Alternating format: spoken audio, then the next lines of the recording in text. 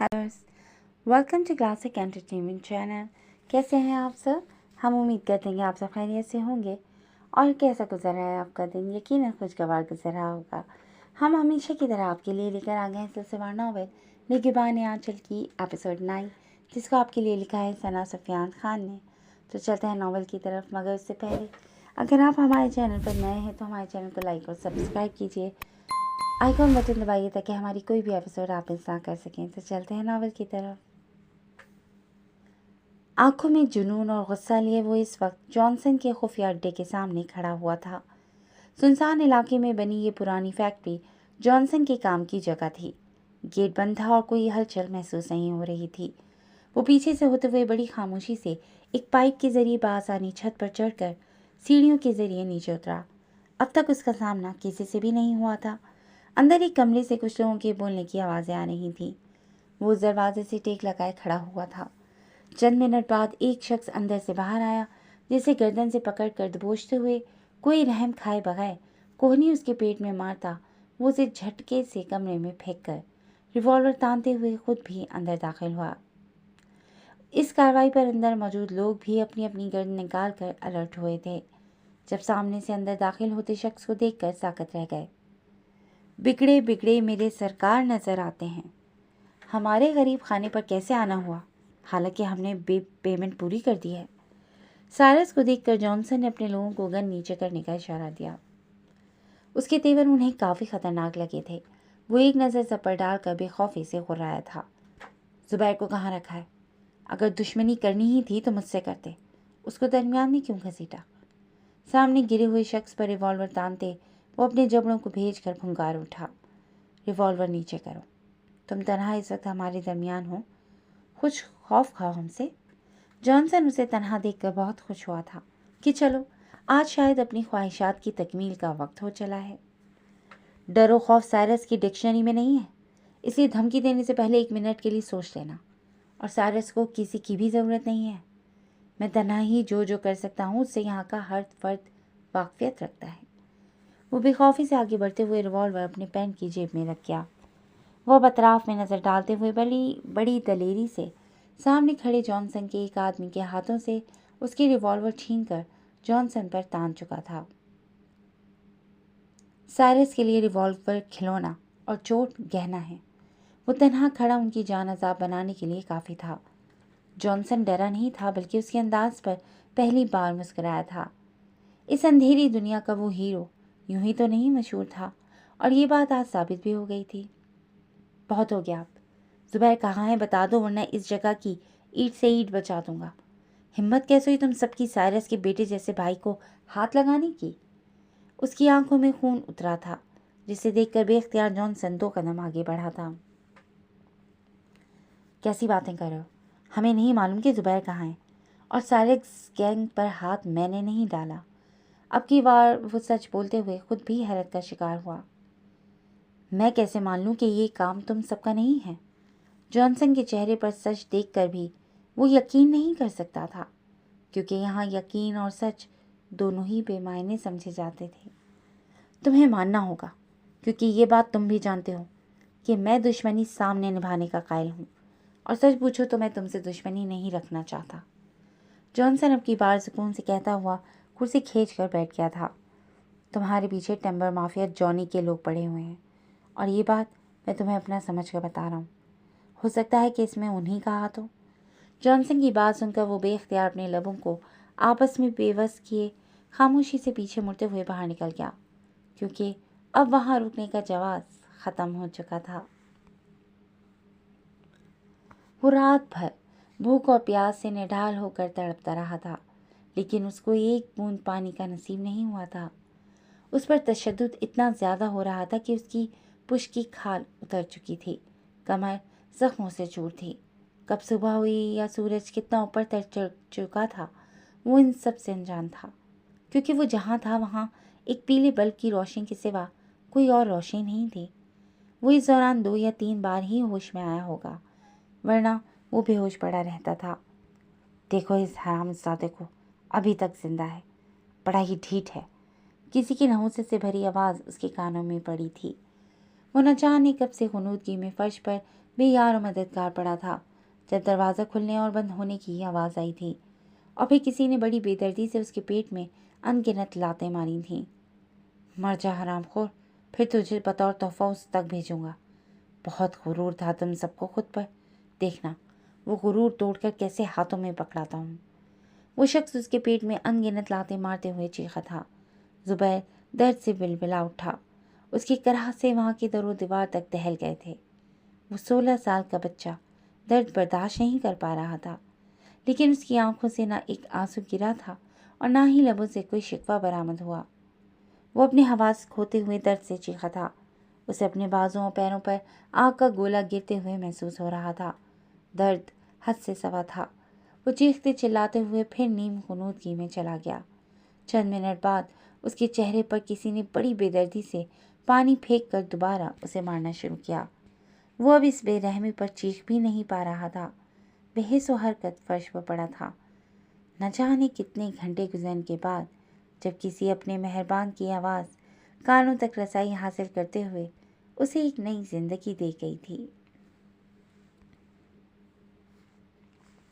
कातिलों, कत्ल गाहें सजाते रहो, सीने हाजिर हैं गोली चलाते रहो। हम अकीदे पे तन मन लुटाने को हैं, हमको मालूम है हम निशाने पे हैं। रात का तीसरा पहर शुरू हो चुका था। चांद अपनी पूर्णम चांदनी रात के फसूसास माहौल पर बखेर रहा था। चांद के साथ ही टिमटमाते जुगनू की तरह वो सितारे बहुत भले मालूम हो रहे थे। उसकी सर्जरी हो चुकी थी, लेकिन खून ज़्यादा बह जाने की वजह से उसको होश नहीं आया था। वो अभी तक उस बेंच पर बैठे हुए साकत सी सोचों में गर्क थी। मैम, आप सर के कमरे में जाकर बैठें, हम सब यहीं हैं। अगर आपको कोई भी ज़रूरत हो तो हमें पुकार लीजिएगा। एक पुलिस एहलकार उसके करीब खड़ा नज़रें फर्श पर मरकूज़ किए ही उसे मुखातिब करता पीछे हट गया था। मैं आती हूँ अभी। वो हवास में लौटते हुए फ़ौरन उठकर अपनी गोद में रखे उसकी घड़ी, वॉलेट और गाड़ी की चाबी भी लेकर खड़ी हो गई। मैम, आप बाहर ना जाएं, अभी ख़तरनाक साबित हो सकता है। अगर कुछ चाहिए तो आप हमसे कहें।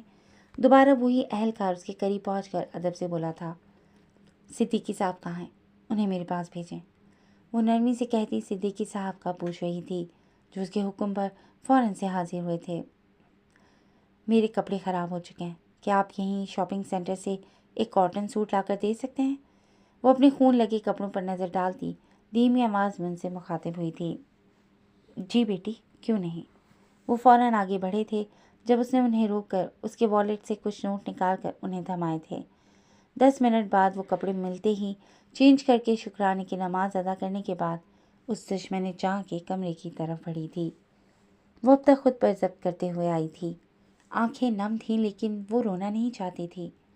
कपकपाते हुए हाथों से दरवाज़ा खोलकर अंदर दाखिल होते ही सीधी नज़र बेड पर पड़ी थी, जहाँ वो आंखें मूंद कर खामोशी से पड़ा था। हाथों में नीडल लगी थी और मशीन की टू टू की आवाज़ खामोश फिजा में गूंज रही थी। वो उसके करीब पहुंचकर खड़ी हुई। सबके बावजूद पहला आंसू उसके हाथों की पुष्प पर गिरा था और फिर उसके बाद लातादाद आंसू गिरते चले गए। मुझे तकलीफ़ और अजियत देकर आपको क्या मिलता है? हाँ, उठ जाए हम, बहुत हो गया आपके टेंशन लेने का तरीका। वो जब्त खो रही थी। आज उसे खुद की नाराज़गी भी याद नहीं रही थी। याद तो बस इतना था कि वो उसके लिए सबसे अहम तरीन इंसान है। उसके बगैर अरीहा बेग की ज़िंदगी अधूरी थी। वहीं मौजूद कुर्सी पर बैठकर उसके हाथों को नरमी से थाम कर अपनी हथेलियों के बीच लिए अब नज़रें इस खूबरू मर्द पर टिका दी। मैं आपसे नाराज़ हूँ ना शासिम, 8 सालों से नाराज़ हूँ। मुझे मनाएगा कौन? हाँ, मुझे मनाने की बजाय आप खुद यहाँ पड़े। भला इतने सेल्फिश भी किसी के शौहर होते हैं? वो मध्यम लहजे में शिकवे शिकायत करती अपनी आंखों में उतरते समंदर को रोक नहीं पा रही थी। सुबह फजर की नमाज़ पढ़ने की गर्ज से वो कमरे से बाहर निकल आई। 2 एहलकार दरवाजे पर खड़े थे और बाकी वहीं बेंच पर बैठे हुए थे। वो खामोशी से निकलकर नमाज अदा करने के बाद दुआएं मांगते हुए उठी थी। कमरे का रुख करते, दुआओं का विर्द करते हुए कमरे में दाखिल होते उस तक पहुंचकर उस पर फूंक मारी। 2 बार डॉक्टर उसे चेक करने के लिए आ चुके थे। अभी तक उसे होश नहीं आया था। वो दोबारा वहीं कुर्सी पर बैठकर ही उसे अपनी नज़रों के ज़रिए दिल में उतारती हुई बाजू उसके बेड पर रखकर उस पर अपना सर टिका कर उसे देखने लगी। نہ جانے کب اس کی آنکھیں بھی بند ہوتی چلی گئیں۔ اسے بھی چوٹ لگی تھی۔ پیشانی کی داہنی طرف اسے ایک کٹ لگا تھا جس پر ڈاکٹر نے بینڈیج کر دی تھی۔ اسے چھوٹی چھوٹی خراشیں بھی آئی تھیں۔ اسے درد اور سکون کا ٹیبلٹ دیا گیا تھا جس کی وجہ سے وہ چاہنے کے باوجود جاگ نہیں سکی تھی۔ وہ خود بھی ایک ڈاکٹر تھی، اس لیے دوا لینے میں کوتاہی نہیں کر سکی۔ سورج طلوع ہو چکا تھا اور کھڑکی سے روشنی چھن کر کمرے میں آ رہی تھی، لیکن وہ پھر بھی ویسے ہی پڑی تھی۔ نہ جانے کتنے گھنٹے بعد اس نے بھاری ہوتے سر کے باوجود اپنی آنکھیں بمشکل کھول کر دیکھنا چاہا، جب اسی وقت دروازے سے ڈاکٹر اندر داخل ہوئے اور اسے ہوش میں آتا دیکھ کر فوراً اس پر جھکے تھے۔ کیسا محسوس کر رہے ہیں آپ؟ اس کا چیک اپ کرتے ہوئے ساتھ ہی وہ پوچھ بھی رہے تھے۔ فائن، اس نے ایک لفظی جواب دے کر دوبارہ آنکھیں موند لیں۔ ان بند پلکوں کے درمیان اس روتی بلکتی، اس سے منت کرتی ہوئی اپنے دل کی ملکہ یاد آتے ہی اس نے بٹ سے آنکھیں کھولی تھیں۔ وہ ڈاکٹر سے کچھ پوچھتا کہ اس سے پہلے ہی انہوں نے اس کی آنکھوں میں سوال پڑھ کر مسکراتے ہوئے اس کی دائیں طرف اشارہ کیا۔ ان کے اشارہ کرنے پر اس نے بے اختیار گردن موڑی تھی۔ سامنے ہی اس کے قریب کرسی پر بیٹھی بیڈ پر سر رکھ کر وہ سو رہی تھی۔ انہیں بھی کچھ چوٹیں آئی تھیں، اس لیے دوائی دی گئی تھی۔ وہ ٹھیک ہیں اور آپ بھی الحمدللہ ٹھیک ہیں۔ ڈاکٹر کی آواز سن کر اس نے بے ساختہ اس کی پیشانی پر نظریں ڈالی تھیں جہاں بینڈیج لگی ہوئی تھی۔ یہ چوٹ اس کی ہی مرہون منت تھی۔ اسے بچانے کے لیے گاڑی سے دھکا دینا پڑا تھا جس کی وجہ سے اسے چوٹیں آئی تھیں۔ ڈاکٹر باہر نکل گئے تھے اور وہ یک ٹک اس چہرے کو دیکھ رہا تھا۔ بھیگی پلکیں اور سرخ چہرہ سمیت وہ دوپٹے کے حالے میں پر نور چہرہ لیے مہوے خواب تھی۔ کل رات اس کی اپنے لیے بے قراری یاد آتے ہی وہ زیر لب مسکرایا تھا۔ نفرت کا دعویٰ کرنے والی کل رات اپنی محبت چھپا نہیں سکی تھی۔ وہ نہ جانے کب تک اسے یوں ہی دیکھتا رہتا۔ جب وہ اپنے چہرے پر کسی کی نظر محسوس کرتے ہوئے اپنی بند پلکوں کو وا کر گئی، اسے لگا تھا وہی اسے دیکھ رہا ہوگا، لیکن وہ تو ابھی تک آنکھیں موندے اسی طرح بے حس و حرکت پڑا ہوا تھا۔ اس کو ابھی تک بے ہوش دیکھ کر وہ بے ساختہ اس کی ہتھیلیوں کو اپنی ہتھیلیوں میں جذب کرتے ہوئے انہیں محبت سے انگلیوں کی پوروں سے سہلانے لگی۔ اپنی صفائی تو دی نہیں کبھی آپ نے، لیکن میری بے رخی کا بدلہ پورا لے رہے ہیں۔ بہت ہی برے شوہر ثابت ہو رہے ہیں آپ۔ وہ اس کی ہتھیلیوں کی پشت پر اپنے سلگتے ہوئے لب رکھے شکوہ کر گئی تھی، اور وہ جو اس کو جاگتے ہوئے دیکھ کر آنکھیں موند کر خاموشی سے بڑا اس کارروائی دیکھنے کا خواہاں تھا، اس کے شکوے پر وہ اپنے دل کی دھڑکنیں تیز ہوتی محسوس کر رہا تھا۔ جب اپنے ہاتھوں کی پشت پر اس کا لمس محسوس کرتے ہوئے چند پل کے لیے وہ ساکت رہ گیا۔ آنکھیں کھولیں پلیز، ورنہ میں رو دوں گی۔ اس کی آنکھوں سے گرتا ہوا گرم سیال اپنے ہاتھوں کی پشت پر محسوس کرتے اس نے بے قراری سے تڑپتے ہوئے اپنی آنکھیں کھول کر اسے دیکھا، جو روتے ہوئے ابھی اور رونے کی دھمکی دے رہی تھی۔ رات سے رو ہی تو رہی ہو اب بھی، اور کتنے آنسو ضائع کرو گی؟ اس کی آواز کے اپنے کانوں تک رسائی حاصل کرتے ہی اس نے فوراً اپنی گردن اٹھا کر اسے دیکھا، جو اپنی بے قرار نظریں اسی پر مرکوز کیے دھیمی سرگوشی نما آواز میں کہتے اس کے چہرے کا بغور جائزہ لے رہا تھا۔ آپ ٹھیک ہیں؟ وہ اس کی فکر میں ہلکان ہوئی تھی۔ نظریں اس کے چہرے پر مرکوز تھیں جہاں اسے شادابی بالکل بھی نظر نہیں آ رہی تھی۔ میں ٹھیک ہوں اور مجھے ڈاکٹر چیک بھی کر چکے ہیں، تم پریشان مت ہو۔ اس نے نرمی سے اسے تسلی دیتے ہوئے اس کے آنسوؤں سے بھیگے چہرے پر نظریں مرکوز کیں۔ ادھر آؤ۔ نظروں سے ہی وہ اسے اپنے قریب بلا رہا تھا۔ اس کی حرکت پر پہلے وہ حیران رہ گئی تھی، پھر دوبارہ پکارنے پر تھوڑا سا اس کے قریب جھکی تھی۔ فی الحال میں معذور، اس لیے جو کہہ رہا ہوں وہ سن لو۔ اب کی بار لہجہ تھوڑا سا گیر تھا۔ اریحا آنکھیں میچے اس کے قریب ہی بیڈ پر بیٹھ کر اس پر جھکی تھی۔ وہ کیوں اس کی سن رہی تھی یہ بات وہ خود اس وقت سمجھنے سے قاصر تھی۔ اگلی حرکت بہت جان لیوا ثابت ہونے والی تھی۔ اس کی انگلیوں کا لمس وہ اپنے گانوں پر محسوس کر سکتی تھی، جو بڑی نرمی سے اس کے آنسو صاف کر رہا تھا۔ آئی ایم سوری میری جان، میری وجہ سے تمہیں یہ تکلیف برداشت کرنی پڑی، جس کا مجھے ہمیشہ ملال رہے گا۔ اس کے کانوں میں رس گھولتے ہوئے وہ اپنے اسی ہاتھ کا استعمال کرتے اس کے سر کے پیچھے ہتھیلی رکھ کر اپنی طرف جھٹکا دیا، جس کی اس کی پیشانی شازم کے ہونٹوں سے قریب ہوئی تھی۔ اس نے بے قراری سے لیٹے ہی اپنے لب اس کے زخموں پر لگی پٹی سے مس کیے تھے۔ اس کی حرکت پر اریحا کا دل بے اختیار دھڑکتے ہوئے بے قابو ہوا تھا اور اس کی آنکھیں خود بخود بند ہو گئی تھیں۔ اس کی بند آنکھیں اپنی انگلیوں کی پوروں سے چھوتے ہوئے وہ خود میں سکون اترتا محسوس کر رہا تھا، ایک سکون تھا جو رگوں میں سرایت کر گیا تھا۔ دروازے پر دستک کی آواز سن کر وہ فوراً حواسوں میں لوٹتے ہوئے ہڑبڑا کر پیچھے ہوتی کرسی پر بیٹھ گئی تھی۔ اس کی پوری ٹیم ہی اس وقت اس کے روبرو تھی، سب اس کا حال احوال دریافت کر رہے تھے اور وہ یوں ہی خاموشی سے باہر نکل گئی تھی۔ شازم کی نظروں نے اس کا دور تک پیچھا کیا تھا۔ کمرے کے باہر کھڑی ہو کر وہ اپنی بکھری سانسیں بحال کرنے کے ساتھ ساتھ ہی اپنے سرخ ہوتے چہرے پر ہاتھ پھیر کر خود کو پرسکون کرنے لگی۔ چند منٹ گزرے تھے جب سامنے سے اسے بابا آتے نظر آئے تھے۔ انہیں دیکھ کر وہ فوراً بھاگ کر ان کے سینے سے لگی تھی۔ کیسا ہے وہ اب؟